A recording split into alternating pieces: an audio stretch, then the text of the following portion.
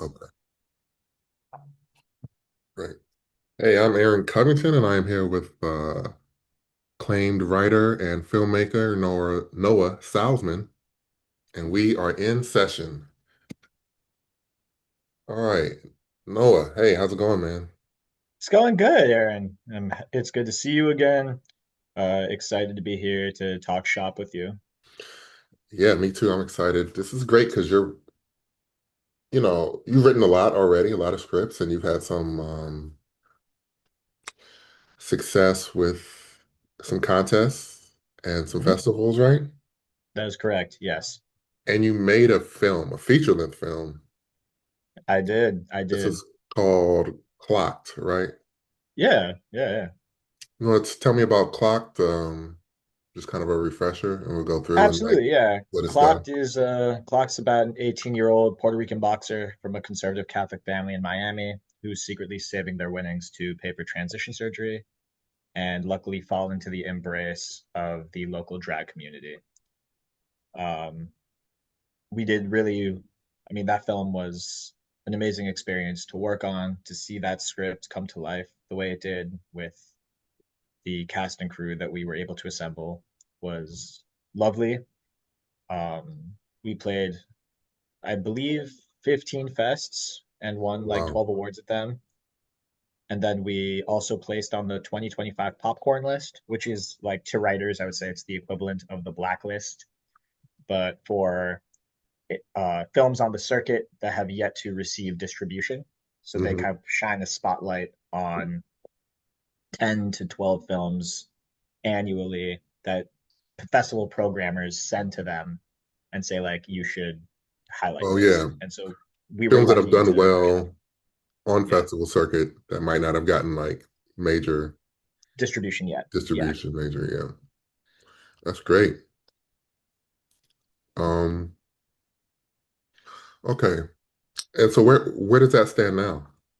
We are in the process of finding the right distribution partner. Hmm. I recently helped set up like a small screening series for it. So we played a couple theaters. I'm still in the process of setting up more theaters for that screening series to hopefully go on for the next couple months. But I've learned a lot as both a writer and a filmmaker overall by going through the clocked process that have helped, I think, make me a better overall filmmaker, especially on the business side, which is like everything post cut, because I've been doing a lot of that process single handedly. Yeah, yeah. Yeah. In terms of like trying to market it and get Yes, eyeballs to it. exactly. Yeah, which is always a tough thing to do, just generally. When you're not a studio film, you don't have the studio backing. But even then, sometimes, they don't have the marketing dollars for every film. So Yeah, it's a but I've learned that there are always people who are willing to watch enthusiastically, who are willing to say nice things about it. I mean, there have been Instagram creators and podcasters who I've asked, literally cold queried, and they've been like, "Oh my God, thank you for thinking of me as someone who you want to watch your film." And then they go and they make like incredible, beautiful posts about the film with their own designs and their own and full reviews. And it's really awesome to have this community of critics and these online critics or these online content creators who are so open to highlighting independent film. for Yeah. sure, yeah, it can be a great community. Hmm. And I think it also speaks to people responding to your film that, there's something that, people like, which is great. Yeah. I'm very honored that the film has touched as many people as it has thus far and how the reactions seem to be very consistent. So I'm very grateful for that. Yeah. Okay, so let's talk about some projects that you're currently working on or Hmm. that are doing their thing. You mentioned just before the call this script that I read, Stalk. We'll talk about Stalk Yes. for a little bit. Yeah. And you just got into or you are a finalist in a I'm a finalist for uh a fellowship that's like for a little writers retreat that is for Florida-based filmmakers. Yeah, So we're in the top 10. The top four get the opportunity. So I should find out in the coming weeks if I made the top four with this. So I'm excited. great. Yeah, congratulations. Thank you. So let's talk about Stalk just real quickly to get into some writing things, and then we'll move on from that. But what, where did this idea come from? And then this will give people an idea of what it is, and we don't have to over explain. But yeah, where did that idea come Yeah. from? The idea came from a couple places. It kind of came from one of the scariest experiences I remember having as like a child. I loved horror movies growing up. I loved horror thriller. My grandpa helped kind of like establish that. He had a collection of old like 1930s, 1940s, 1950s like black and white horror film VHSs that we'd Hmm. watch every so often. Yeah. And then also we'd every Saturday we'd go to like the Sci-Fi Channel and watch like cheesy B monster movies or whatever was playing on the channel for the evening. Hmm. And so I've always loved horror. And one of the scariest experiences I remember having, even though I loved horror, was going through a corn maze that was like set up as to be like horror themed when I was like 6 or 7. And they set that thing up real nice. They got me. Where was that? That was in Florida. It was in Uh, Florida. Okay, because I know you have yeah, some ties in like Chicago, and it yeah. sounds like a very Indiana. As somebody from Indiana, it sounds like a very Indiana thing. Oh But no, they have Florida them all though, over the place. Yeah, yeah. the haunted corn mazes where you do like, Hmm. or the hay rides, the haunted hay rides or whatever, you know. But no, this was like a maze that you actually walk through and people like jumped out. They had like the Texas Chainsaw Massacre guy come out, like jumping out of the corn, scared the Yeah. crap out of me when I was 7. So I just have like a visceral memory of corn mazes being scary. And then I'm very much into social issues, things of that nature. And a premise that was always interesting to me was like watching a wrong conviction happen, like a wrongful conviction happen in real time, Hmm. which I feel like Stalk kind of directly shows. And I wanted to kind of combine those two things, like something that inherently scared me, but also incorporates the social justice issues and things that I like talking about in my scripts without getting overly preachy. Hmm. Yeah. So, would you consider yourself a horror writer? I'm a horror lover. I've written 3 horror scripts. Hmm. I've written 3 horror features, but out of my collection of scripts, that's only makes up like a third of what I've put together for my portfolio. Hmm. So I don't know if I would say I'm a horror specific writer, but it is absolutely a genre that I've always been inherently like intrigued by, and I always come up with new ideas for potential horror scripts going forward. Yeah. Interesting. I don't like roller coasters, so like horror movies and like that sort of stuff that gets your adrenaline going is like my version of like what gets the heart pounding. I gotcha. Yeah. Um, that actually okay. So that actually gave me another question. What what what kind of what kind of writer would you consider yourself? I would say I am a character driven writer. I love writing ensemble pieces. So I would say character driven, socially informed, uh, yeah, character driven and socially informed, genre agnostic stories would be what I would say. Okay. Yeah. So why that? Why that? I think because I also have like a kind of like a theater background Hmm. as well. Hmm. Hmm. Being characters, seeing characters, you know, incredible, iconic characters on the screen, I feel like people tend to remember enticing characters more than they necessarily remember the plots of the film itself.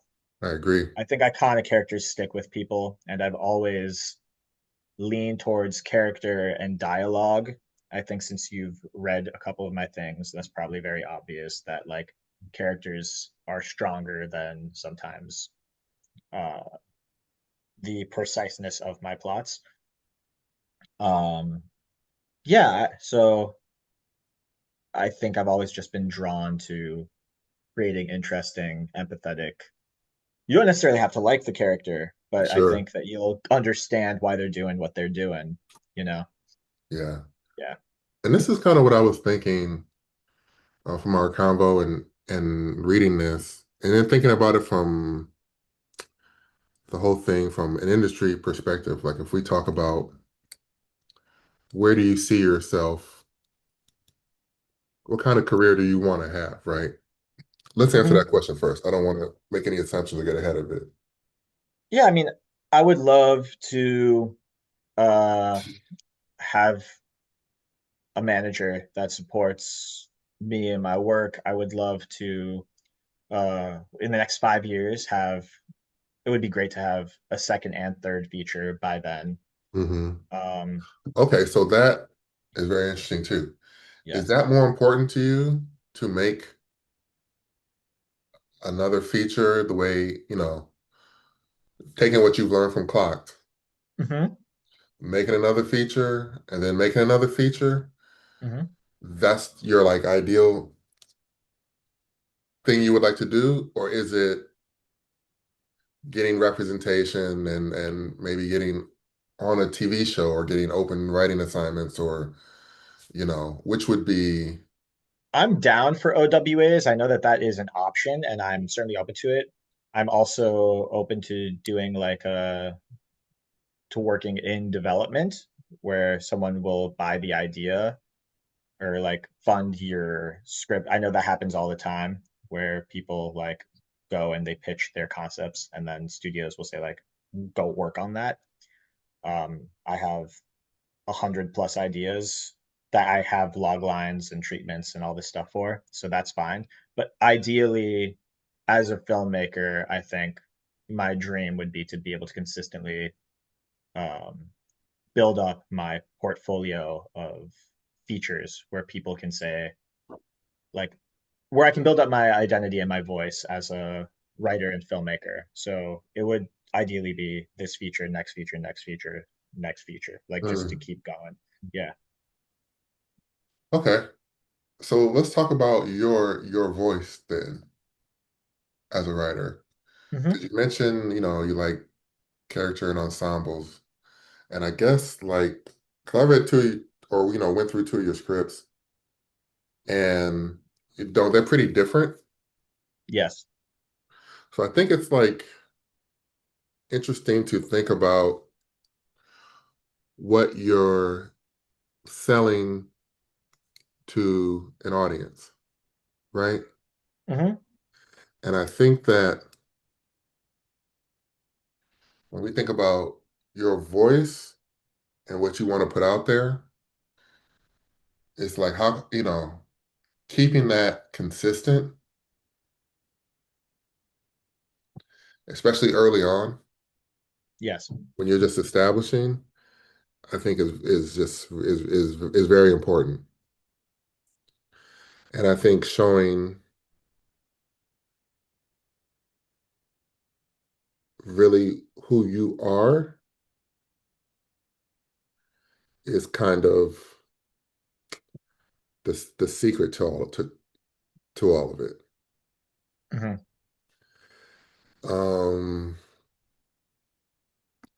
so that's what we want to really get into, I think, with you. Yeah, that'd be great. Because I see your talent.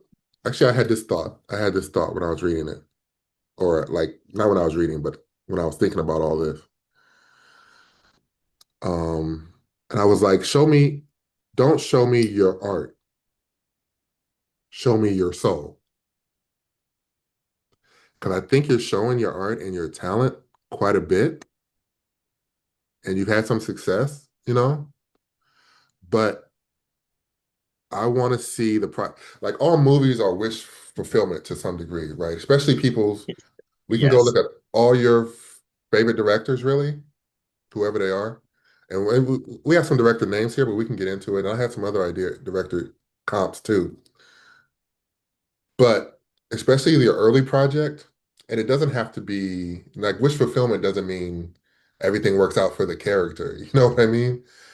Usually it's Absolutely. like wish fulfillment and then you tear it apart, you know?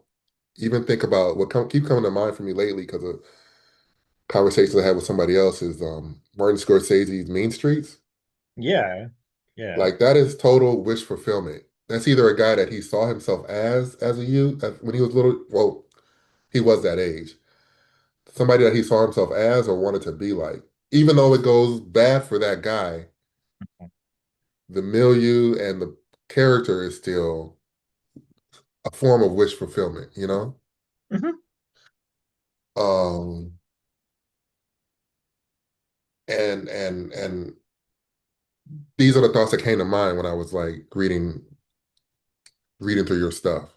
As far as like how to make yourself known and present and memorable to reps, agents, execs, that leads to you building an audience, you know? Yes. And so I thought about Clocked, which is about a trans Puerto Rican boxer, Yes. right? What's Yes. your next feature that you will try to make? It's either the a prison-based drama that I have called Chow, which takes place in Louisiana, or it would be Stalk. Um, So yeah. Chow is a female lead, It is a African American, recently widowed food service officer at an all-male prison in Louisiana. So yes. and Stalk is a old black lead. Yes. In his mid 60s, I would say. So when I'm looking at that from a like a business standpoint, right? Yes. Then I'm already like unsure of what to do with you. And so I'm like, oh, he's just got to do his own thing. You know what I mean? There's no real way for anyone else to help you because they're not going to understand where all these things are coming from. I think I've always been drawn to underdog stories, and I've also always, since I'm also drawn to, as just I'm a socially engaged and informed person, Hmm. I realize that uh, a lot of these leads that I write are not necessarily, I didn't write Chow with Jake Gyllenhaal in mind. I didn't Hmm. write Stalk with Glenn Powell in mind for the lead. And I know that people are searching for, your A-list white lead for most of the time, but these are also not communities that I personally grew up in. I grew up in remarkably diverse communities, whether it be in Chicago or in Miami. And so the people I'm around, like genuinely speaking, when I go to like northern Florida or I go back to the Midwest sometimes, being in like all white, like seeing only white people freaks me out. Hmm. Like it's Hmm. like a Twilight Zone space. And so I don't, those aren't the stories that I'm compelled to tell because it's just not how I grew up. It's not Hmm. like, and the leads that I write, I mean, sure, some of them are like, you can sure put your Jake Gyllenhaals in there, but like for Chow, you can, I know it's a dream, but there are incredibly talented Black actresses in their 50s who draw audiences. We also know based on the data that Black audiences love going to movie theaters. Like that is 100% in the data. So like I'm not necessarily, based on what the data shows, I think it backs up the capability for these films to have audiences. and to also give actors and actresses who many times have had supporting roles in larger films, give them an opportunity to have their lead moment. And that's what I would love to do. Well, here's the thing with it from, like I said, from the industry perspective and from an audience perspective too, I think. Like, I think there's a few things just to consider. And again, like, I don't know, anything can work in this industry. You know what I mean? Hmm. Who knows what's going to make this or that, right? I don't know. Yeah. But like you said, you're looking at numbers and we're looking at trends and things and we're looking at what works out there and what doesn't. Um, and we're looking to find like your soul, you know what I mean? Hmm. Not your intelligence, Hmm. you know what I mean? That's going to be apparent. You can't write dumb, you know what I mean? Nobody really Yes. writes. Yeah. Even when you Yeah. try, if you're smart, you try to write dumb, it's going to come across that you're clever, more clever than Yeah. you Yeah. thought, you know? Yeah. Yeah. So that's all going to come through, and your art and your talent is going to come through. But when you look at it like making the movie, okay, so there's hurdles there, right? Uh-huh. Because now you have to get the access, that's harder to get. Like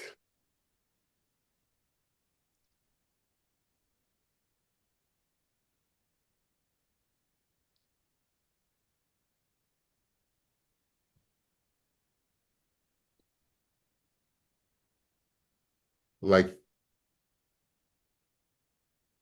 so all these, like, let's look at these three scripts. One is Chow. What genre is that? Drama. Drama. Stalk is horror. And Clocked, it is a drama. It's like a sports drama.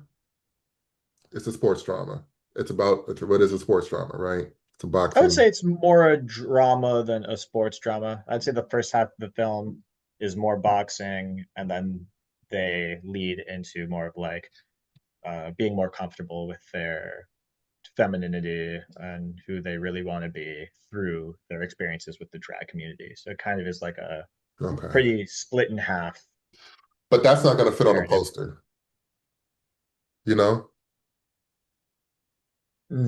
It's not going to Like fit on a poster? No. you But can't say like this is boxing in the first half and in the second half it's a family drama. You know what I mean? yeah, yeah, So yeah. it's like we got a sports drama, we got a horror movie, and we have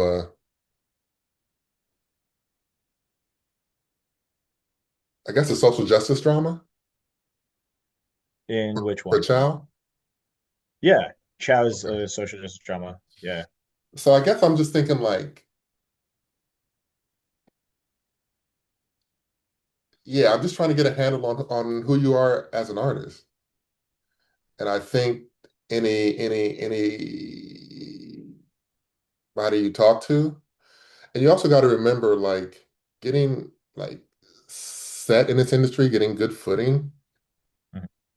is not like people have come in with much less and gotten good footing because you kind of knew who they were immediately, you know? Or Mhm. think about all the comics that they did their comedy, made their name, and then they did dramas. You know what I mean? Mhm. Or they completely flipped it and just did something you didn't expect. Or think of the rappers that get in and maybe they got to play a thug or whatever early on, and then they're doing more complicated roles later. Yeah.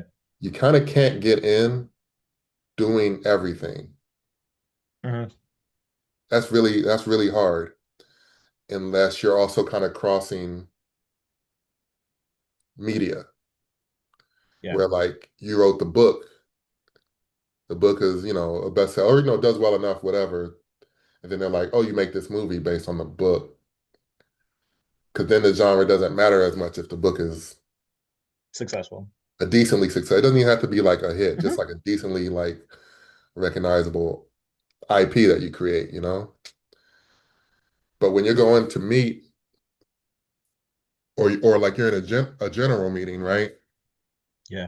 Or you have an agent or manager and they're like, okay, so what do you want to do?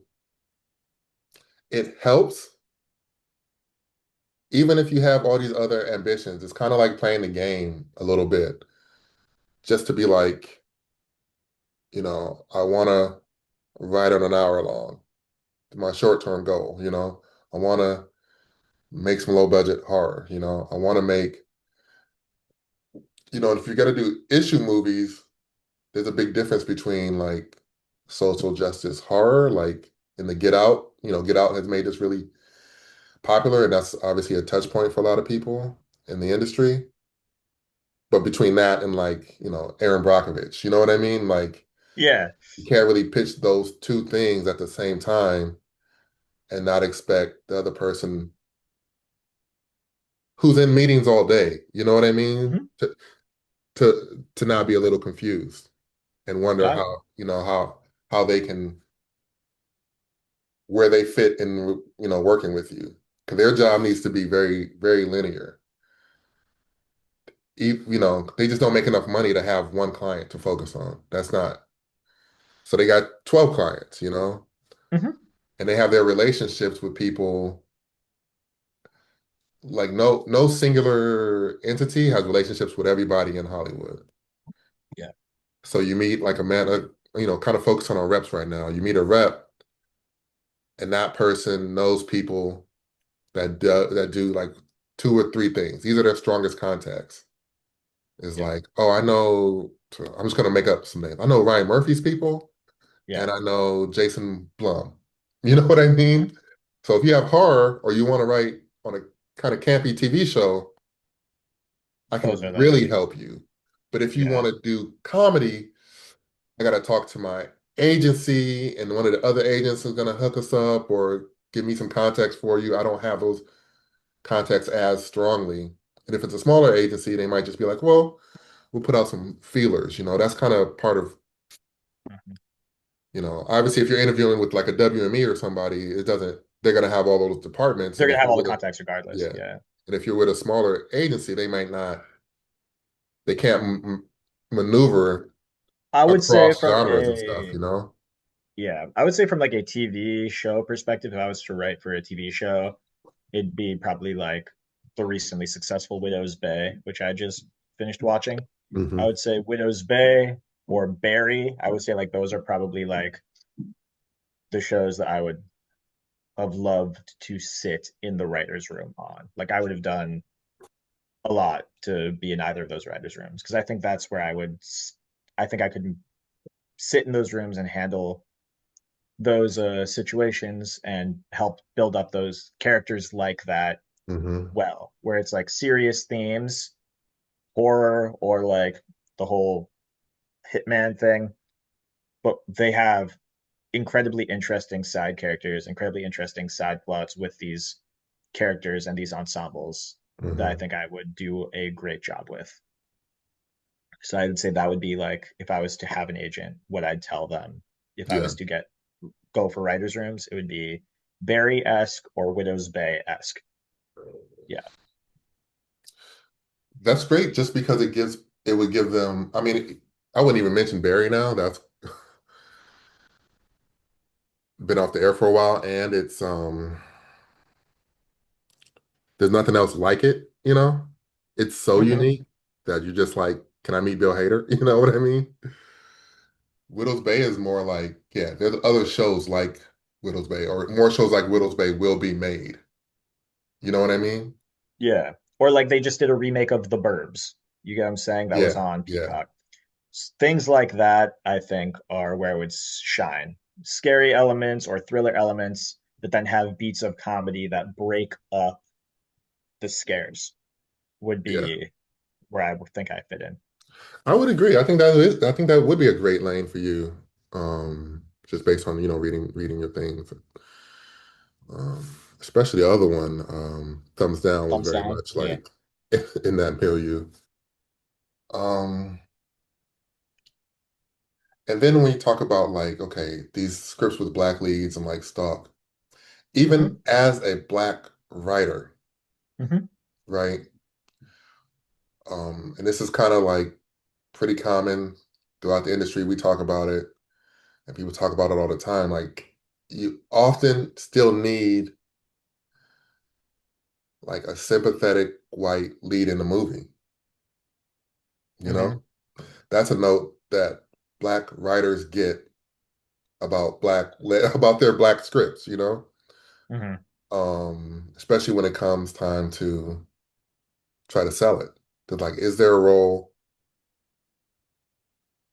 for a white person? You know, and it can be the villain, but often it's like, is there like a best friend or, you know, something Hmm. that's a good role for like, you know, a decently well recognized character actor that you can get that'll work scale or work, you know, cheaply, you I know? think there is in Stock. I mean, not sympathetic. I mean, you sympathize with him a little bit later, but I think that cop role, he's in it consistently throughout, and I think you Hmm. could get a good white character actor for that role. And he's in the beginning, and he's all the way there through the end.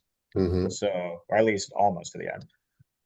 But I do think that I do have that in mind when I'm writing, but I don't necessarily utilize that as a driving point as I'm writing the story of like, oh, got to put in this, got to type up this sympathetic white guy for this role. Like the people that fit, I think. And that's also why a lot in for some supporting characters in my films, I don't write necessarily the race they are. It's more of like in the parentheses, like 30, and then describe a couple physical characteristics so that the casting can be more open. Hmm. But Hmm. yeah. Hmm. But yeah, I think that there is room for that. And also, I was thinking that at the budget range that these scripts are in, that I would have more leeway since they are smaller, that studios or micro studios, whomever production companies attach themselves, know that their financial risk isn't astounding by any means. Right. If you shoot them, you know, if talking Yeah, about shooting is yourself, right? correct. Like, I know that Blumhouse's main thing was like they make horror films. Like when they started, they were like, we do 10 million and under horror, Hmm. right? And I was like, this 100% fits in with that, without a doubt. So that was kind of the thought I had was if I can keep these small enough, contained enough, people would be willing to have more leeway, knowing they're not dropping 20, 30, 100 million on something, you know? Well, it's kind of the same problems, really. It's kind of the same. And at a lower budget, it doesn't really spare you those. And actually, you kind of get investors that are less savvy a lot of times. I mean, obviously, if like, you know, Blumhouse, I don't know, do they finance movies or do they use another? I, Well, I thought they either way, used they to have a model finance. that Yeah, works correct. that may give you a different experience, but you know, in the indie world, it's not necessarily like you may have more control, but you have more fights for some reason. Hmm. That's fair. Um, but I think even with Stalk, I'm like, you know, I just want to know, yeah, where is the real like part of you that's in it? From what you told me about, like, you know, watching movies with your grandfather and everything, it seems like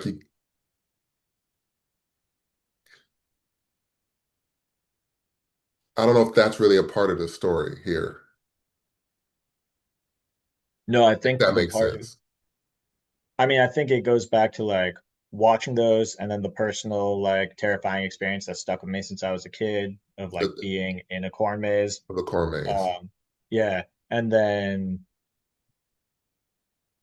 yeah, just having like the older leads. Like this guy is the lead is a grandfather. The lead is somebody who like you want to root for, but things are just like not going his way at all.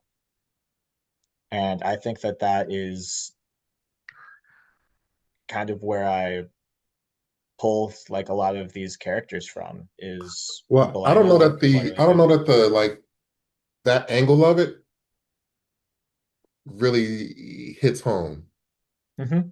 The angle of like you mentioned kind of what was it? The being falsely accused of a crime, you know. Hmm. When I get to that at Yeah, the end of this script, it's not satisfying. got it. And I know you mean it to be like, well, this is a bad thing that happens. I'm talking about in a movie sense. You know what I mean? I've seen movies with bad endings. Bleak endings, People, yeah. th things don't go right, and it's like, oh yeah, you know, or man, they hit the nail on the head. This kind of felt, it kind of felt like what was the point of seeing him like, the it's like the last 3 or 4 pages of like, oh, he's arrested, and then and now his wife's alone and doesn't remember, and then he's at the trial and he gets sentenced. Like, Hmm. I'm at the end. I definitely didn't feel like I needed that. Got You it. know what I Yeah. mean? And that's not a through line in the script. When he's watching the news or these other kids happen, like there aren't ref there's not enough thematic through line of people being like falsely accused. Yeah, so I mean, the movie kind of opens with Bill Clinton signing the new Yeah, the crime crime law. bill. Yeah. Yeah, which did impact so many people, and it added 16 new crimes that could get you a life sentence. And so he's the first person in Florida to be convicted under these new laws for something that he didn't do, which is something that happens all the time. The wrongful conviction rate in this country is shockingly high. And also, like, there was a theme of like people who don't believe in monsters get to create the monsters, right? Mm, Like, if you don't believe that there's no universe where Randy can sit through a confession, can go to trial and say a monster did this, right? mm-hmm, They and the media and the judges and the cops, because a cop dies in the movie mm-hmm, and kids died in the movie, like the two most sensitive things that could die from a media perspective that they can expand, makes Randy the monster. mm-hmm, And so the through line is mostly like we see a man who's trying his best to literally just live his life. And these circumstances that are caused by, spoiler alert, an actual creature mm-hmm, end up making him that in the eyes of his town and in the eyes of the media and in the eyes of the people at the trial because monsters aren't real. So they have to make something the monster. yeah. And so that is kind of the through line that I was trying to get with Stalk was since monsters exist, the people who don't believe in them get to make the monster. Mm-hmm, mm-hmm, Yeah.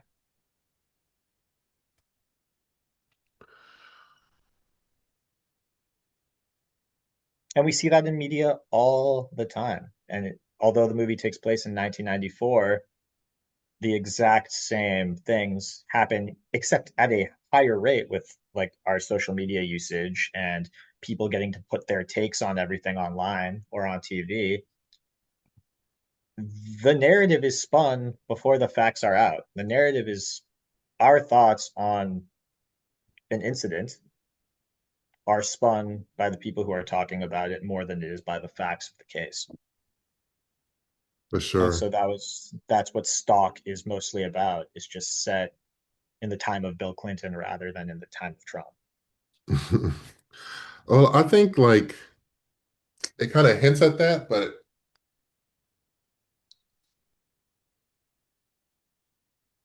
it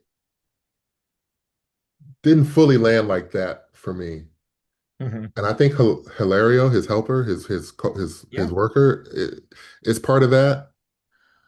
Because it seems like he should have a thing too. I know there's like the cop specifically doesn't like him, and there's like distrust for him because he's an immigrant and everything. which because that's at the time of the Cuban raft crisis that happened in Miami, which Hmm. was like thousands upon thousands of Cubans fled Castro to come to Miami. And that's when like the wet foot, dry foot laws became Hmm. thing, which is like once you step foot, like they can't, as a Cuban, they can't like remove you. And that created a lot of like anti-Cuban sentiment throughout Florida. And that happened at that same time period as Bill Clinton signed the crime laws. And Hmm. since the film takes place in Florida, it was just like the combination of those two things could actually like could actually come together. Yeah. So that's like it's a very specific law, I guess, to Florida, like a very specific. I don't think people in Kansas or in Boston necessarily know about like the Cuban refugee crisis that happened in the 90s here. Hmm. Hmm. But since it was a Florida based script, I thought that Hilario would be a relevant character to both the time period and the location it takes place in. Sure, sure. Yeah.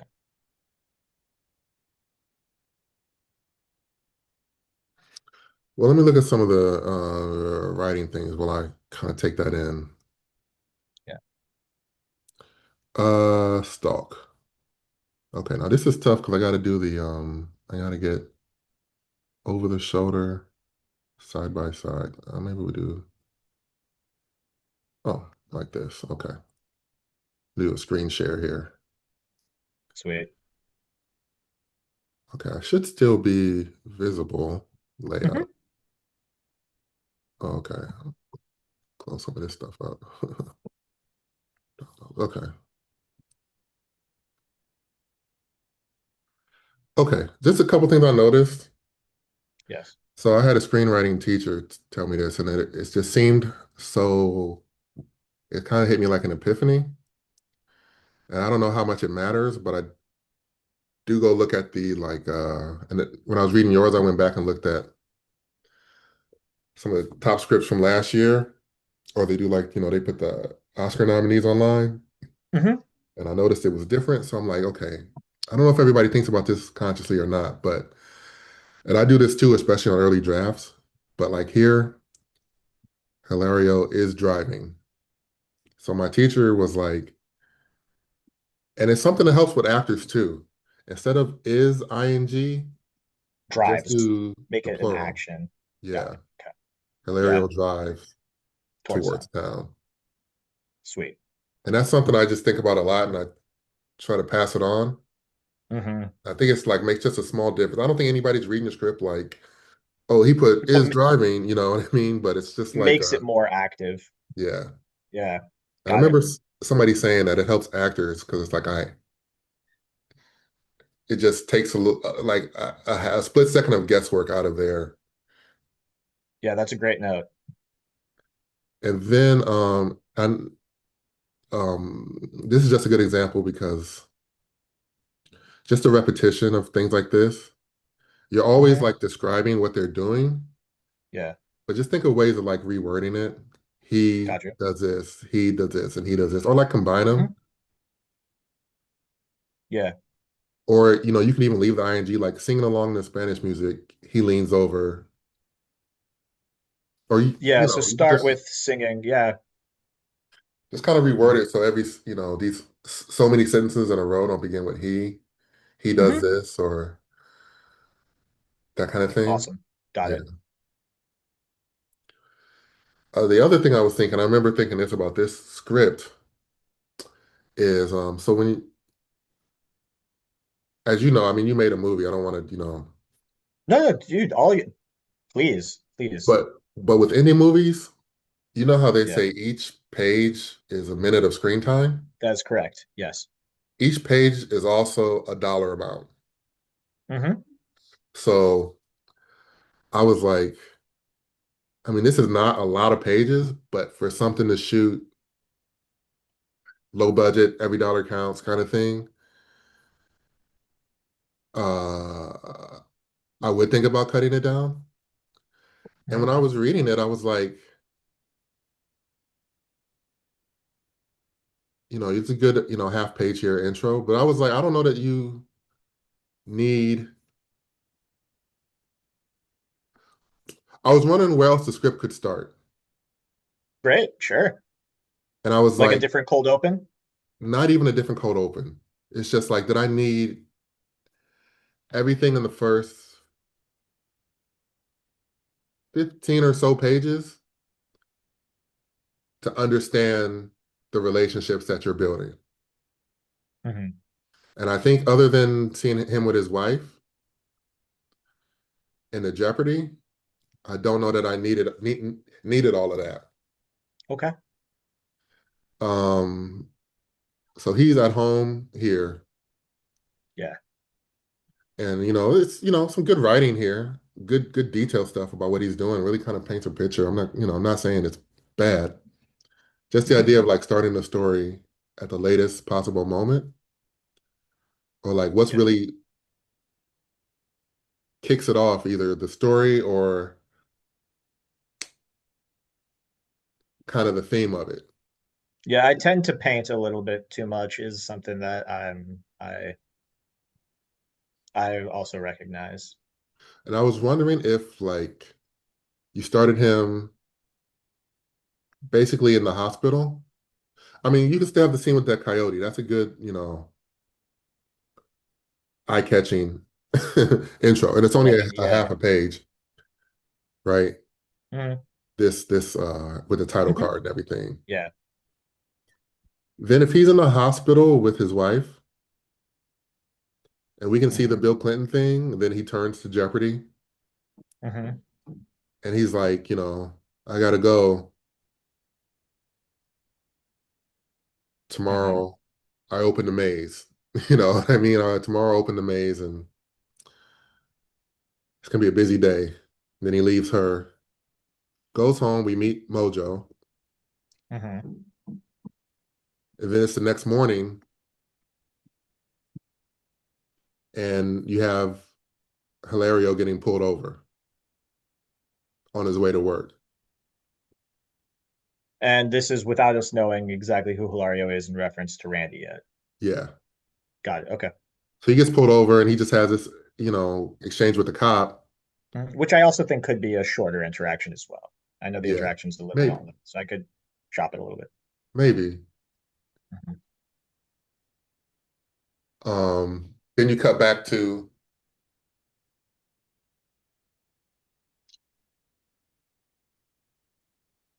I want to say Randy. Am I right at that? Yep. Yeah, you Yep. cut Yep. back to Randy and he's, getting the day started or opening the maze and people are coming and then Hilario comes late, Hmm. because we meet everybody pretty much at the maze. We don't necessarily need to meet them outside to start the movie because we'll see them like, he'll go to the diner later and stuff. Yeah, so that was just a thought I had of like 15, 16 pages could turn into like Sticks. five, Five. Yeah. Hmm. Um,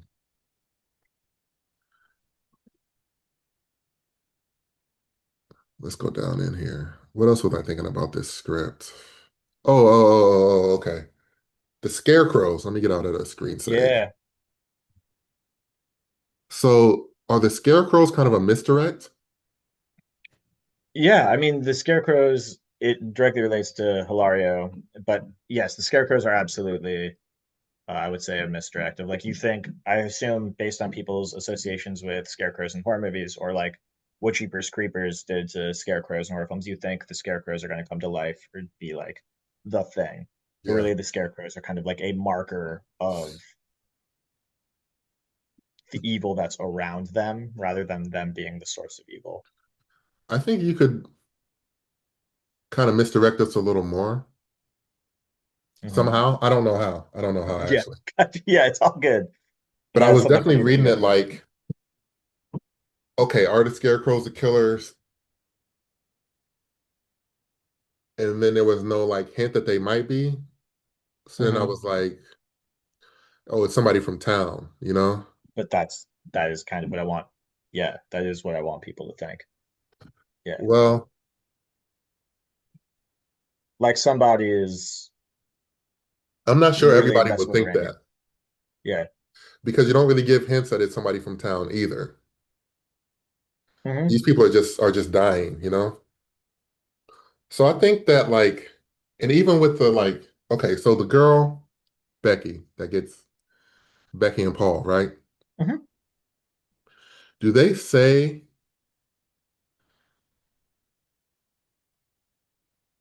okay, because at the end you have a couple having sex in the back of the maze. Yes, Is that what that's Becky just and Paul are going back there to do? Is that how they die? no. Becky's like 13 years old. Paul's like 14 years old, 15 years old. Yeah, no, the Well, I didn't couple know if that they were is like kids going back there to make out or like, because I no, think I no, just those missed kids. where Paul went they, through the maze. Paul mhm, went through the maze and died there. And then Becky, the last during the place day. Becky is seen. Yeah, yes. Okay.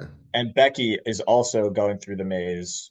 Becky, the last place she's seen is at the maze, and her clothes appear on the scarecrow. Yeah, that's the last place she's publicly seen. So that's like where the narrative starts building of like you can't trust the Sensible farms, like you can't go there, and that's when like you notice the townspeople turn on him. Also, Yeah, when he goes to yeah, get his breakfast and the, everything. correct is like those people who we saw earlier who are like Randy, like it's so good to see you, like, and Okay, then you so do just you see show us Paul getting, no, it's not. He just never comes out. He shows up alone. His girlfriend didn't come with him.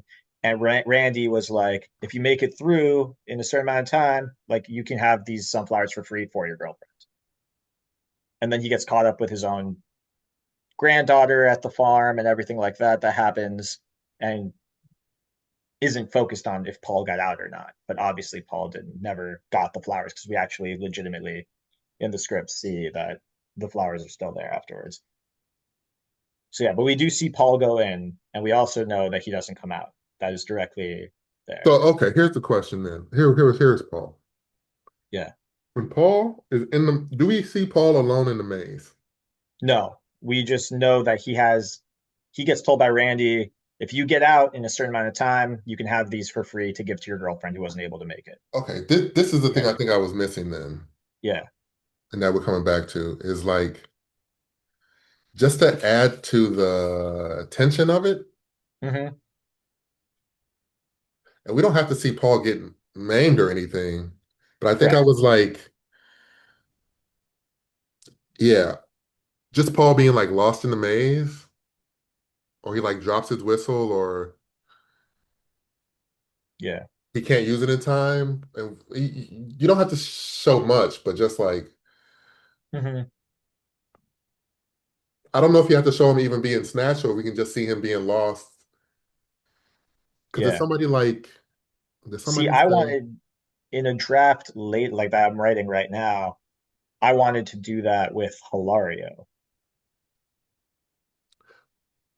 okay, Like after Hilario leaves because of their argument, and then I was going to show him driving away, and then we see a scarecrow come down, like just fall, and he goes, like on its like, car, or no, no, oh, just like he's fall walking into away. the, Oh, okay. yeah, like it just falls into the maze as he's driving, and he notices it, and he's like, Randy didn't do that, and he gets out, and we see him get walk into the corn, and then we see Hilario kind of get lost in the maze, and that's kind of like an oh shit moment, and then we cut, and then there's the big reveal later. Hmm. Yeah, I think I just want to see Paul like yeah.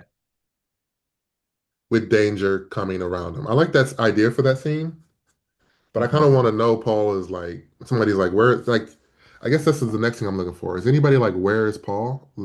Or is it just the next day we find out that he died?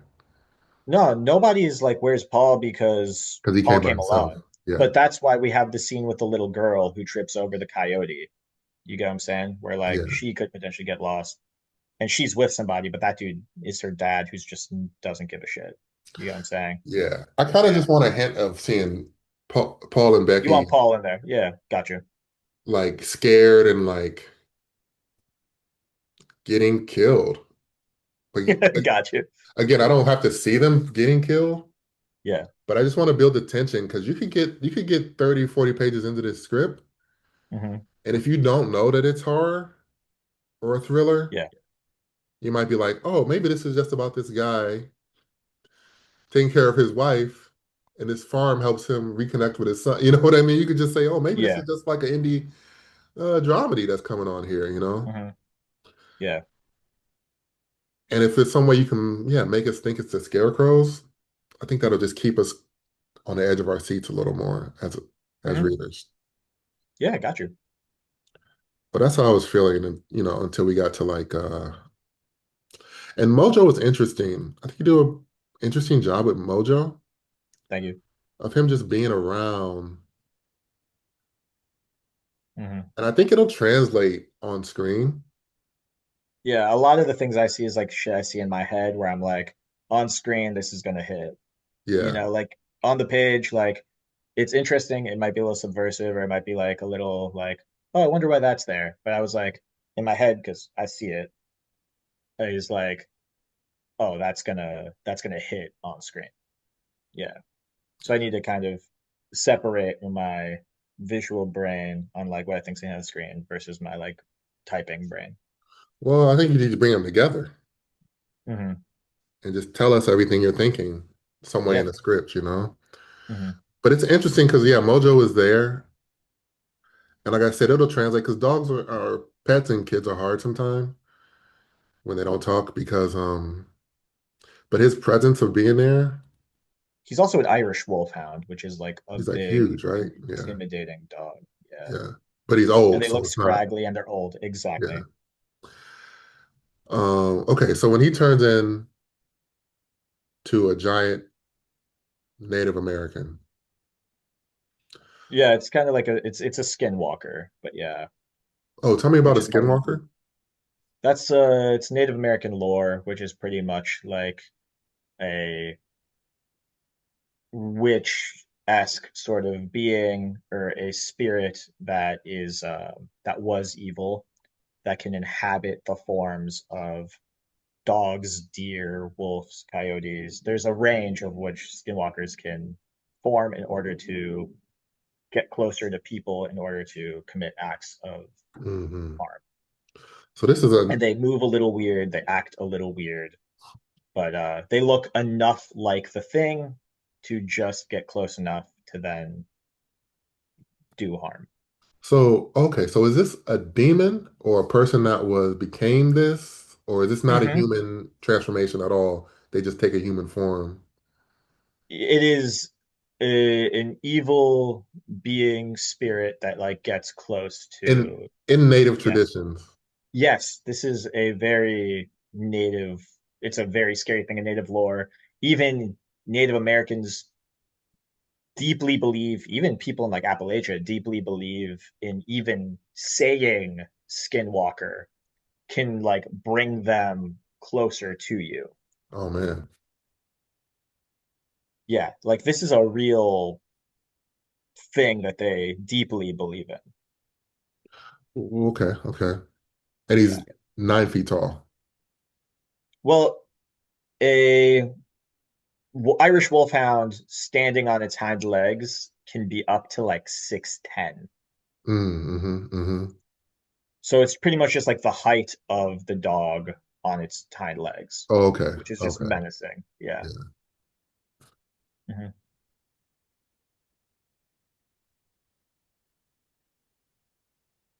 And then Yeah, at and so the go ahead, I please. created kind of like my own interpretation of what that being would Yeah. look like. It just kind of made Yeah, it kind of terrifying, like really, like, correct. for the Yeah. movie. But he can talk. Yeah, because so the dog head is here, right? And then the human head is like in its chest. Oof. Okay. Almost like the kind of like I guess it's a weird comparison, but like the grandmother tree in Pocahontas, like there's a Uh-huh. human face like in the center of it. It's kind of like that. Okay. Yeah. And then the thing at the end that kind of bumped for me was the idea that whether Donovan believes his dad or not, he knows something's crazy is happening. Hmm. And I just couldn't see him leaving his daughter to go with his dad looking in the maze or whatever. Oh, yeah, Like, but she's just up in the house. Like she's in the house with Mojo, who's a guard dog, you know? Yeah, yeah. and it's not in town. Like it's nowhere near anything. It's just like his dad's house on his own property. I mean, of course, it Yeah. can you can talk it through, but as a Hmm. dad, I'm like, there's just no way that I would be like, oh, you got somebody killing people up here. I'm like, I'm gonna take my daughter to so and so's house, maybe, Hmm. and drop them off there. And in this case, I'm like, the city is safer because there's other people around.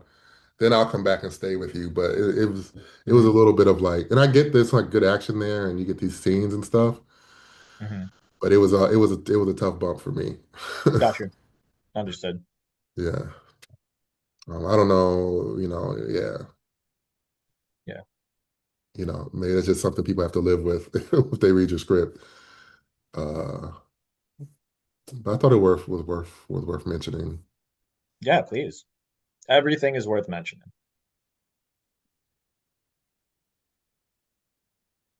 Yeah, I'm just appreciative for all the insights, genuinely. Like,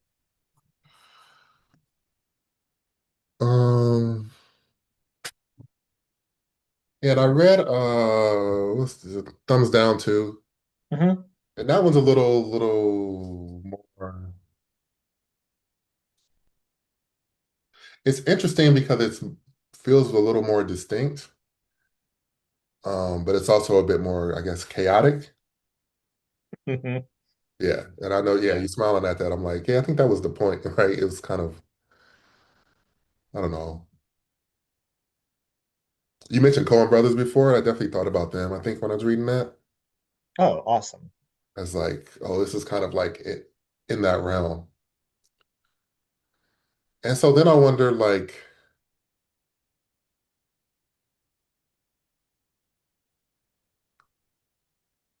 because there is something similar with Stalk and Thumbs Up, Thumbs Down, Thumbs Thumbs Up, down. Yeah. Thumbs Thumbs down. Down, Yeah. especially in terms of the endings being very kind of abrupt and jarring. Hmm. And I'm like, okay, so is that your style? You know, is that your signature? Is that how I can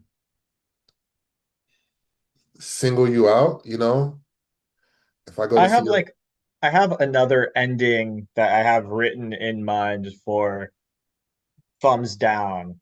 I felt like this was like a good like end of like he kind of creates what he became through his actions. Mhm. But I have like a funnier like it just depends on if I want to lean into the comedy of thumbs down Well, or if I want this to is lean into great. This is great. I yeah. think this is what it is, and this is what I'm thinking about with everything in terms of what we talked about in reading Yeah. is for you to be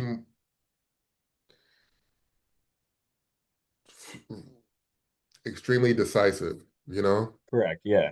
and just be like, and I think there was some of that in Stalk when we were talking. You're like, well, it's like this, and it's like this, and it's like, okay, these are things that are not changing, but a lot of what you have is it's not like that you're all over the place. It's more like you're dipping your toe in a lot of different things. Yeah, I would say that's accurate. And I would think that like, and again, that goes back to what I was saying before. That's like your art. Hmm. But we want to see your soul Hmm. more than your art now. I Hmm. think you have the technique and the style, Yeah. Thank you. but your signature voice, your voice, and of course you're gonna borrow from that's not we all borrow, from other artists, from other creators. But like, yeah, your signature voice and style and kind of story. Hmm. And it's like you can do other things as you expand in your career, but there's like a funnel to get in. Hmm. And that's across the board. And you mentioned a couple directors. Yeah. So I looked him up, or I knew him, or whatever. Knew of him. Derek Cianfrance.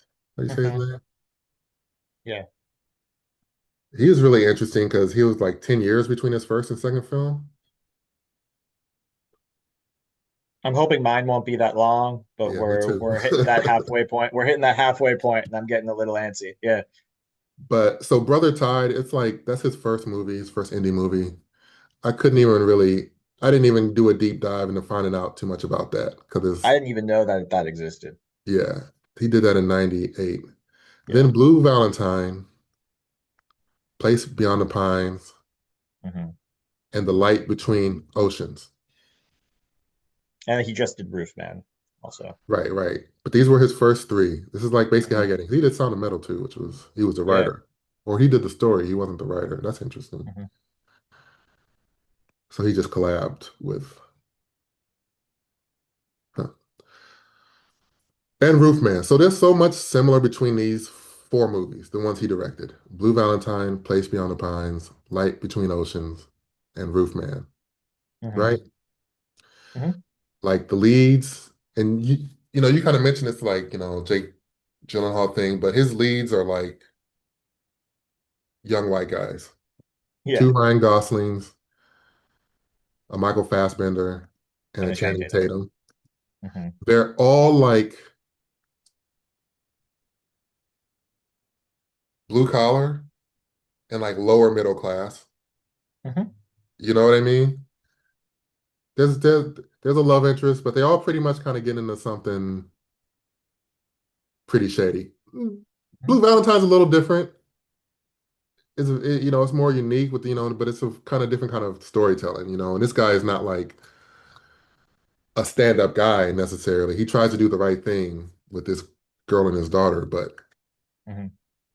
you know, if I remember correctly, he's got a little bit of a temper and stuff. I would say that I also my characters lean blue collar, middle class. Like, yeah, I would say that that is also But you got yeah, really. an old black guy, an old black Hmm. woman, a trans Yeah. Puerto Rican fighter. But Vincent is just a white guy Yeah, in he's just a Thumbs Up. white. Yeah. Yeah, he's just a white guy. Well, I looked up, Yeah. Who Craig Brewer is. I actually am unfamiliar with that name. Craig Brewer is a white director, writer director, whose movies really focus on music, but he's done movies with a lot of different leads. He did Hustle and Oh, Flow, yeah, Black Snake Moan, Black Socks Sick on Moan, Glue. Got you. Okay. Footloose, Dolomite. He also did Dolomite too. Wow, Dolomite is my name. his movies are drastically different. Yeah. And his tie-in thing is really, it really is music. And he's talked about it. Like, even when he's done like Coming to America, that's not a music film.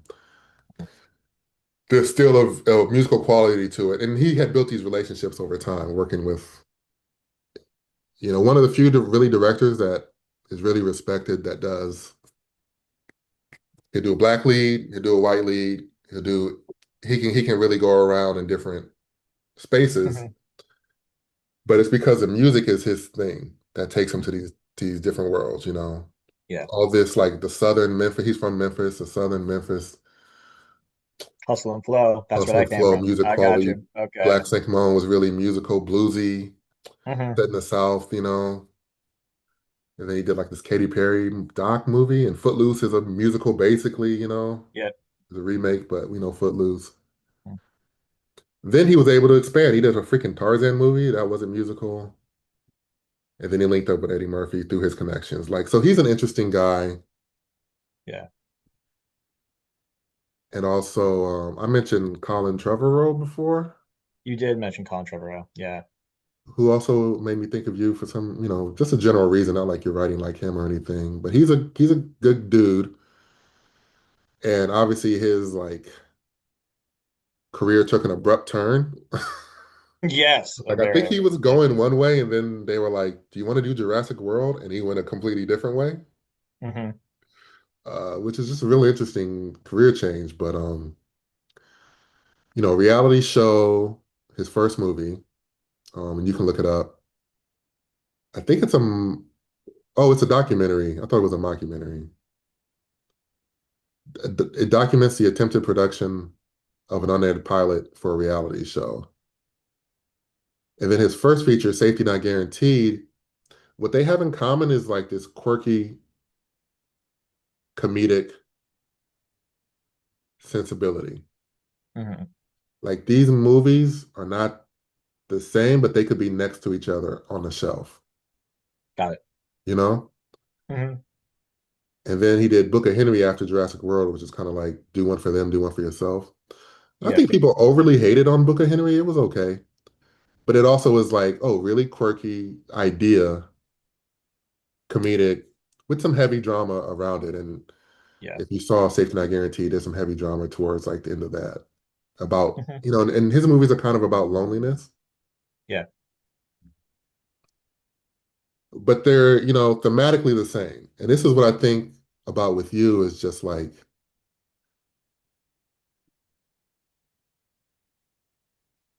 I just saw The Odyssey. Yeah. So yeah, I saw it yesterday. Yeah, I think I saw it. Yeah, I saw it Sunday. And it's like, okay, I definitely know what a Christopher Nolan movie is, you know? Yeah. Um, Even if you go back to his first movie, Following, Following. Yeah. you go from that to Memento, and Hmm. he's always been playing with time, linear, his movies are linear or not from the beginning. Yeah. So I wonder, what is a Noah Salzman movie? Yeah. I would You know, say it's underdog stories, and I would also say it's getting people to empathize with people that they never thought they'd get to meet, get to know. but I mean like on Yeah. the surface. I mean on the surface, right? Hmm. Tonally, genre wise, how can you say it to somebody in as few words as possible? I think that this is actually kind of a key for you because Hmm. right now you can kind of say like, oh, characters and ensemble and social justice, but that it could be so many different things still. Exactly. Yeah. And but if I'm like, oh, Noah is like, and this is kind of a cheat, but we also use it like you could say somebody is like somebody, but he's like, you know, he's like a Coen Brothers with less this or more of this. You know what I mean? Then Hmm. I'm like, oh, okay, I I will know what take I'm gonna any get. comparison to the Coen Brothers. Right? I will take any of them. Yeah. But then I'm like, oh, I'm gonna get like some weird characters You will. Yes.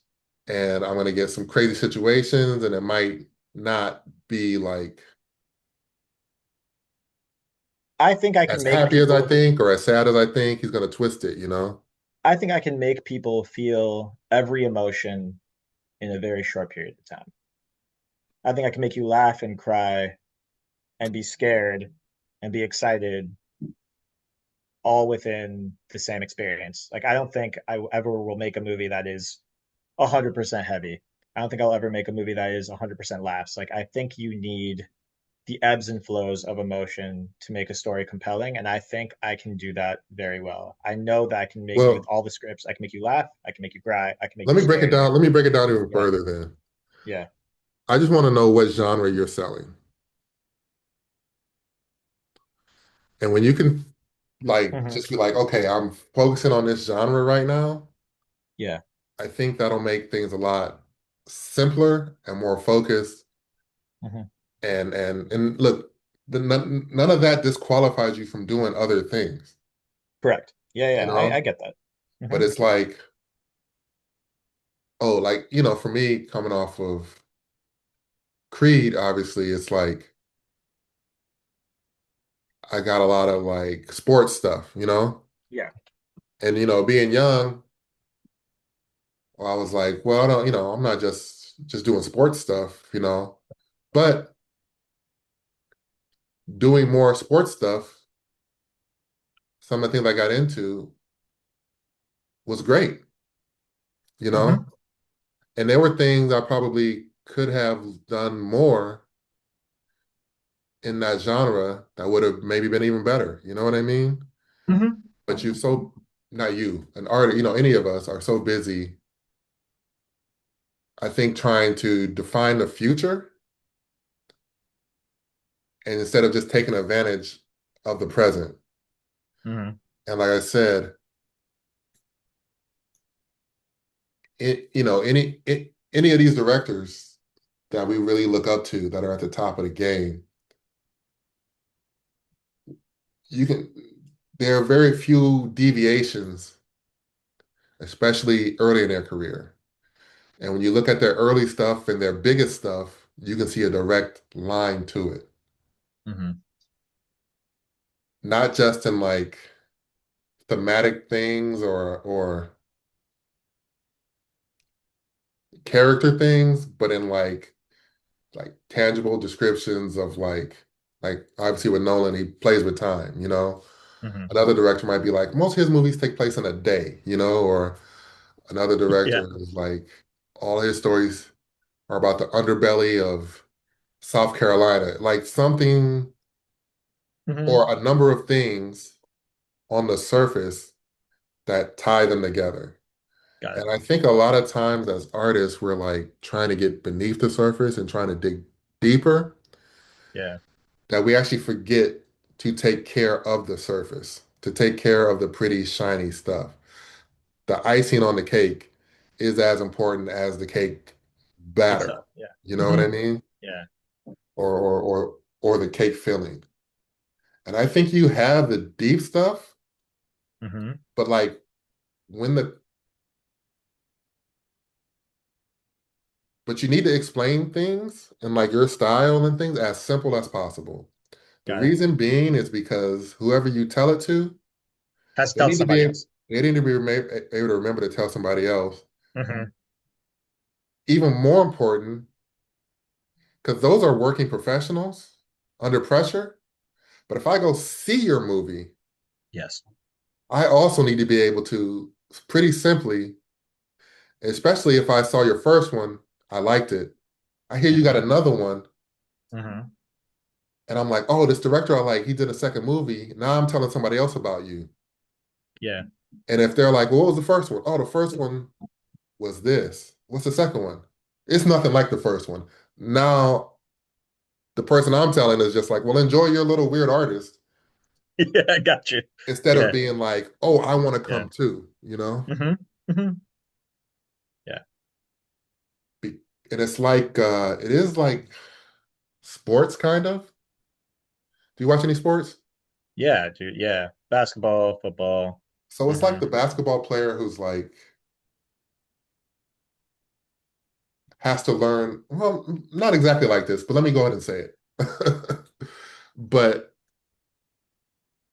you take like Kawhi Leonard is a great I example, I was think. just about to say Kawhi. Holy Yeah. crap, that was weird.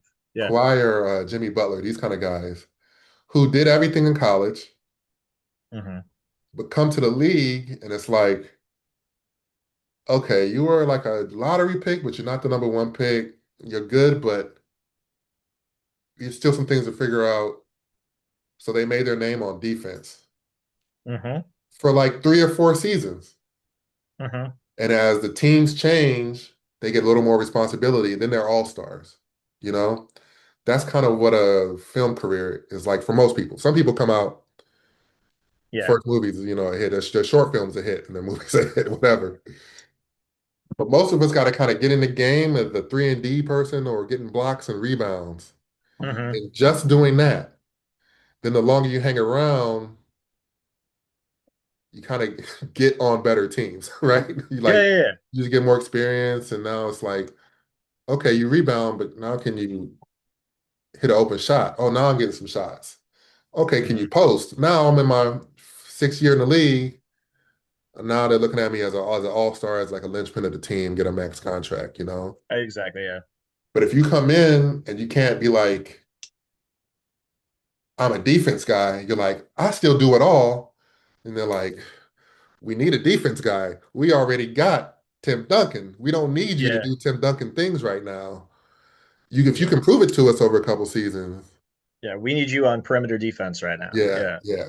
yeah, yeah. Hmm. And it's the same when like you're talking to an agent. Again, we were talking about this before, but like they're like, and I've had these conversations. I've been in generals and I, I had reps and then I left my reps and then looking for new reps. And so doing the meetings all over again. And they're like, yeah, what do you want to do? What do you want to do? You're like, well, I want to, and the longer that goes on, the more you lose them. Where if you Hmm. can just be like, yeah, I'd like to write on a Boom. show like Whittles Bay. Yeah, And I also have my features. You saw my, or you read my feature. I'd like to make that. Those are my main yeah, focuses. And they were like, oh, okay, okay. Now they're thinking like, how yeah. can we get there? We can Hmm. get there. Meet this person. And then the meetings start accumulating to something that's like more direct. And even if you don't get like Whittles Bay, maybe you get the next show from that creator, or you know what I mean? Like you establish the relationships and move forward. Yeah. And I think thinking about it from their perspective of how does somebody that does need to distill you, Hmm. how can they talk about you?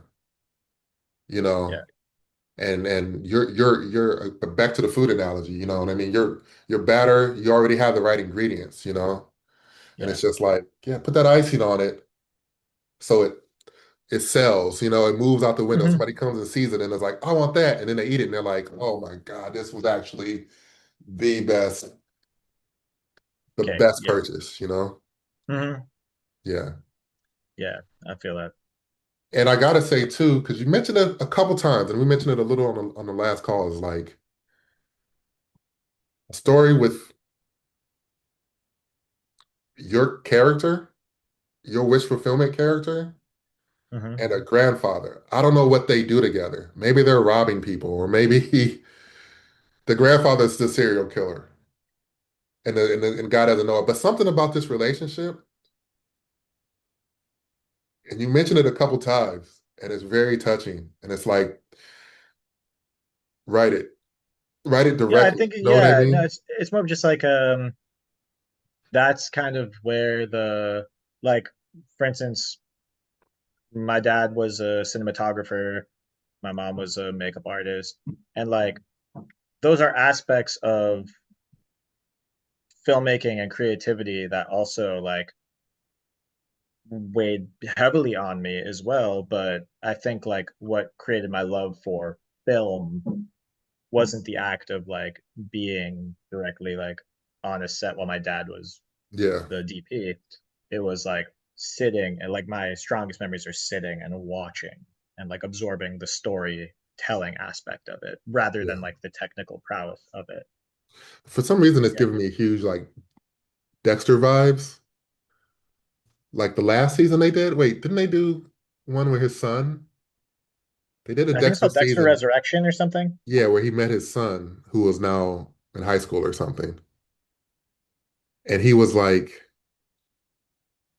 anyway, I'm just saying, Yeah. like, the story doesn't have to be like literally about you and your grandfather, but like Hmm. something where like, somebody's learning or watching from their patriarch in some way. I don't know. There's something very touching about it. I think it's worth exploring to get you like beyond just telling good stories, Hmm. which you can do, but unlike the literary world, there's a whole nother level of audience attraction from Hmm. movies. That's different than just we got a good story, because Absolutely. movies are just not about good stories necessarily. 100% no. It's And I like, program for yeah, multiple film festivals, and a lot of people think, for instance, like having a great camera or like having really cool shots like will mask a bad story, or having a yeah. good or having like one solid performance will mask other flaws. But no, it has to be like everything has to come together. Like you, it's not meant to mask. Everything has Well, to even unite. then, Yeah. like some good movies end up in the basement of, Netflix or Amazon, and we never even scroll to them, or Hmm. as you know, working in festivals, they don't make it out of the festivals. Yeah. And some bad movies become crazy hits Huge or hits. Yep.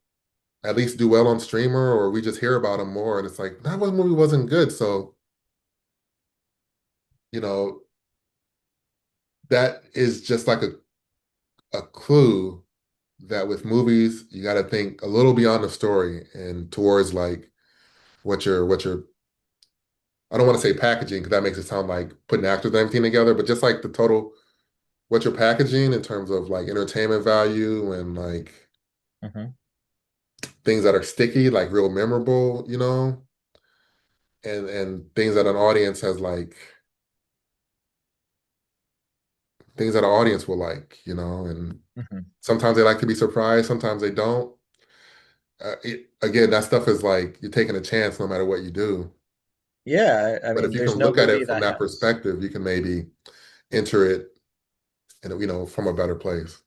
Yeah, I need to go from this to doing this. I Yeah. think, I think so because you already have this. You got like a Hmm. dozen scripts. Yeah. You know what I mean? Yeah. So, but it's like, what is your singular voice? Hmm. What do you write that nobody else could write? Hmm. You know what I mean? Yeah. In terms of like not only the execution, but also in the idea, which is tough. But with Stalk, I'm like,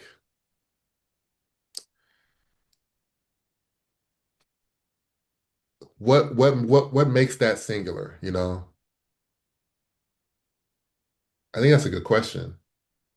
Because in one way, I feel like, okay, on the surface, a corn maze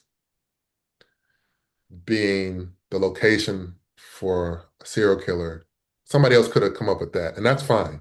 Hmm. But what is in the story that's like what's the twist? What are the twists that are just like nobody else would have thought it is? I mean, I think the I don't twist know. is pretty. I think the twist is fairly singular. Yeah, the killer dog, but then it's like, Yeah.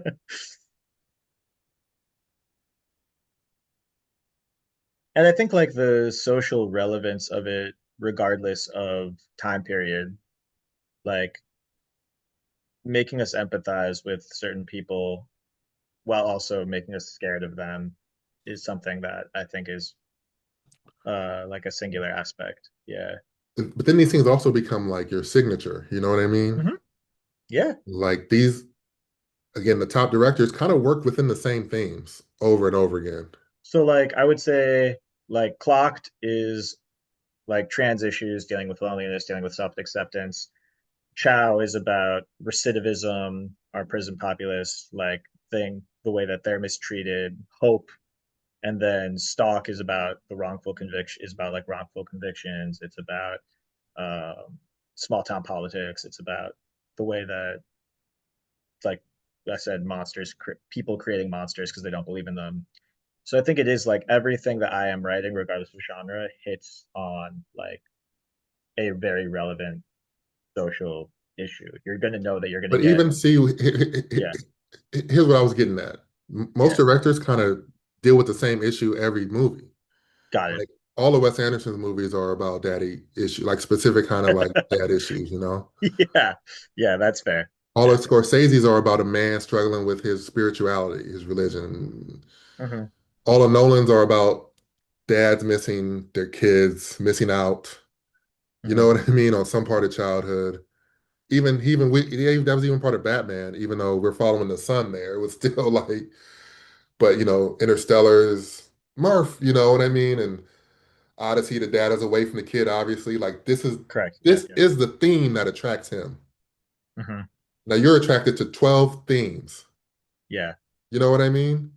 How do Hmm. you can you either put all of them in every movie or like what are the themes that are like really, the two or three things that like all of my movies are about dad issues, are about I would say it's like probably love, or found about, you know what I family. mean? Probably, yeah, probably like found family. Hmm. Yeah.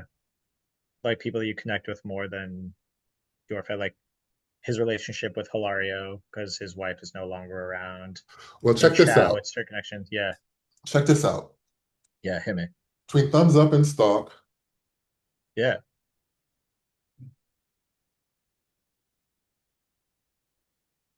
They both have, okay, so there's the invalid wife in Stalk. Yes, There's the kind of clueless mom in Thumbs Up, in Thumbs Up, yeah. right? His mom is kind of, she's kind of out of it. I don't know how to perfectly describe her, but she's like in her own world. Hmm. So there's a commonality of like matriarchal figures not being really present in the story, not really being useful to the protagonist.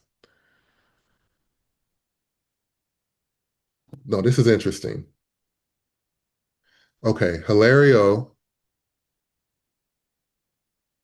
Does Vincent make any like connect with anybody in Yeah, Thumbs he Up? does. Yeah, I know he the becomes the other, president of the thing. yeah, I would say his closest connection would be the gay guy in the group. I'm forgetting his own name now because I've written so Mr. many. Bags? Yeah, Mr. Bags. Yeah, that's like the closest connection he makes. Yeah. So it's like, yeah, found family. Hmm. When your family has kind of, well, anyway, there's something there. I don't quite can't Yeah, quite put it all together, but there are some similarities in that. yeah, and in Chow, she's a widow. In Chow, like the protagonist is a widow, and she takes care of her neighbor's daughter With because her her, mom. So she's like a grandmother figure to this little girl in Chow, was and she's she all married to a man or to yeah. a, oh, No, she okay. was married to a man. She was married to someone else who worked at the prison with her, and he died. Is her mom in the script? I'm The trying to little see if girl's there's a mom, yeah, matriarchal yeah, but she's not a. She's invalid. always working. She's always Mm. the little girl's mom's always working, so she's with our protagonist. She spends nights at our protagonist's house while her mom The works little night girl's shift. mom is the invalid. I'm just using a shorthand, not she's Yeah, actually invalid, but just like not helpful. yeah, Well, she's around. She's around though. But yeah, hmm there's something there for sure, for sure, yeah, for sure. Um, where there's like a similarity. And then that goes back, obviously that's something that I don't know if you've thought about it, but there's something in your life that all connects to, like directly. So it's worth thinking about yeah, and maybe putting it all together and whatever. If I'm sure you'll be writing something new in no time. So yeah. I'm deciding what to write for my next one. I have a couple ideas for the next one, but yeah, you want to try those out, or maybe one of them or two of them. yeah. I mean, I have a couple. I mean, I can. I don't mind. Uh, yeah.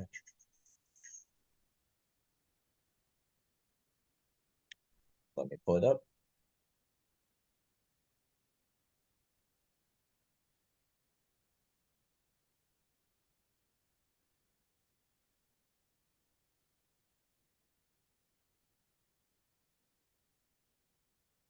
Yeah, I mean, I have a couple. I had one that is. I have so many. I'm sorry. And it's also like, do I want to write uh, like I said, like I'm trying to decide if I'm going to be even more genre agnostic or narrow it down. Like, am I going to write, is my next one going to be a drama or is it going to be a horror or is it going to be a thriller? Like, I'm kind of deciding between those. But yeah, Well, that this yeah, I is. had one. Go ahead, please, please. Yeah, I had one that was something I actually submitted to a master's program because they asked for like a synopsis, and it was called "Who We Are, Who Are We," and it was about two kids from the DRC, two brothers from the DRC, whose mother dies in a terror attack in the DRC, and they get adopted and by a woman in the States who was a volunteer there, and they find out that their new mom has early onset Alzheimer's, early onset dementia, and it's in the very early stages of that. And this is about 5 years after they've been in the United States, and the brothers have to figure out like what to do with their mom. They're in high school now, and the older Mm, brother is a track star who's about to get into a D1 school for track, and the younger brother's still kind of in the early stages of high school trying to figure it out. And then they find out that their new mom has early onset dementia, and it's about them trying to create memories with her that will kind of like beat the disease, so that you don't know like if this woman, when she gets dementia, when she is fully fleshed out in dementia, will even know who these two adopted children are. yeah, Like who are these men in my house? And right. that becomes a whole other thing that they have to decide. So There's that another was a thing script I had. Yeah. that you have here. I think it's in the two scripts that I read, but I mean, it is what the twist is. No, not the twist, but like the reveal in Stalk of like this hidden monster based on some mythology. Hmm. And I think that could be a signature thing too. And it doesn't have to be a physical shape-shifting Correct. monster every Yeah. time, right? But Yeah. it's something about what you were saying was like obviously dementia can be a hidden monster, you know, Hmm. but like yeah, some kind of third act reveal. I think it's kind of built into the thumbs down because there's another killer and then you reveal who that other killer is, you know? Correct. Yeah. So that's another thing that I think is like consistent in your work that you can really utilize as a tool to, Like a big third act reveal. yeah, to constantly Yeah. like shock audiences, you know. And it's Hmm. not like the M. Night twist kind of thing that he used to do, but it is like a big what monsters lurk beneath the surface kind of thing, you know? Hmm. I would say that that's a Yeah. fair. Yeah. So like I said, you know, back to the beginning and you know, wrapping this up is like yeah, the talent is all there, you know, and I really appreciate that, especially coming from you. That means a lot. yeah, the writing is Thanks. good. It's just like now it's maneuvering, you know Hmm. what I mean? And thinking about the industry. Like if you ever read Variety or something, like and you read these articles, think about it from like whoever the execs are that are mentioned in the article, Hmm. like why did they do what they did instead of like just why did the artist do it? You know what I mean? Yeah. Yeah. And like figuring out how to maneuver and just position yourself and talk about yourself in a way that's memorable and distinct Hmm. is probably like your next challenge. Yeah.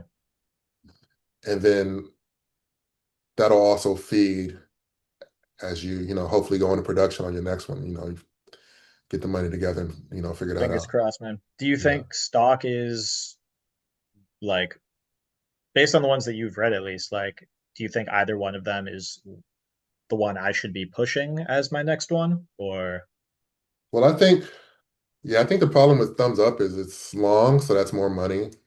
yeah, And also people tolerate long movies from new filmmakers less. correct. Yeah. And it's got a huge cast. That's more like a second or third movie once you kind of reach a certain point. But I think Stalk has a lot of elements that work for an audience. Okay, cool. You know, um, I do think it's tough as a white filmmaker to do things like consistently write non-white leads. But you know, if that's the journey you need to be on, then that's the journey you need to be on. You know, It's just the communities I grew up a part of. Like I would love to be able to highlight, I mean that's especially, true, and I feel yeah, that. But also, you were yeah, part of those communities, and you yeah. were white. So there's a white guy there too. You know, Hmm. but again, everybody has to tell the stories that they are compelled to tell. You know, and Hmm. it's just important to know that that is that does, I don't even know if it makes things tougher. I think it does bring up different questions that you Hmm. have to answer. And I think, you have to be very sure or like confident when Hmm. you talk to people about, oh yeah, I want, Keith David for this role.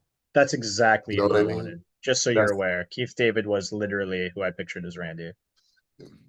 I mean, I think it must Yeah. come across, What up, Hmm. and he's a great And he guy, hasn't great had voice. a ton of opportunities to lead stuff, and Yeah. people love Keith David. So I was like, But you got to be very, a little more like, not even like stubborn, but just adamant about like, yeah, I'm telling this story, it's for Keith David. And hmm, maybe, if he passes, you get another, you go through a list, whatever, yeah, you want to get it made. But I think in our conversation, it's like, I don't even know how to say it. It okay, depends on the conversations, but it is like being a little bit less flexible about things because you gotta like really prove to people that there's a reason for you to be directing a black led hmm, project. absolutely. Hmm. I'm sure you went through some of that doing, it sounded like it was a really unique situation, but putting Clock together, I'm sure there were, Yeah, I you mean, know, it's a majority. I mean, 95% of the cast is uh BIPOC.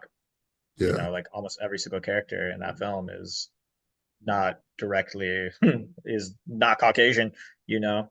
yeah, And but that comes through having the right advisors on set, and the whole cast, like 80% of our cast and crew was people of color.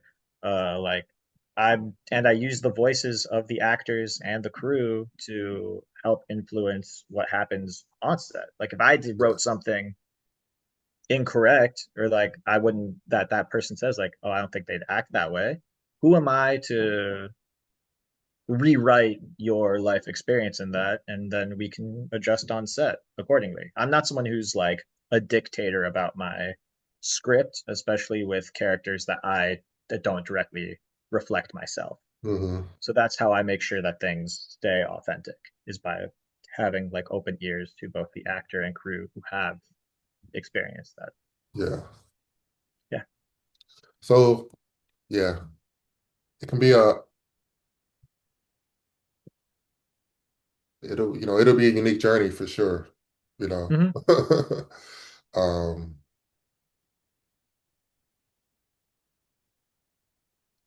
yeah, I think that's all I got. I think that's all I got for you. We had a Aaron, long convo. I appreciate that, man. So For yeah, real. It means a lot that you took the time to speak with me and read my work and let me know what I need to hone in on. And it means a significant amount. So thank you. thanks for letting me read it, man. Like I said, it was interesting. Mhm. Some good stuff here. Some real clever like Thanks, dude. ideas and stuff. All right, man. So we'll talk soon. I'm gonna end the recording. Okay.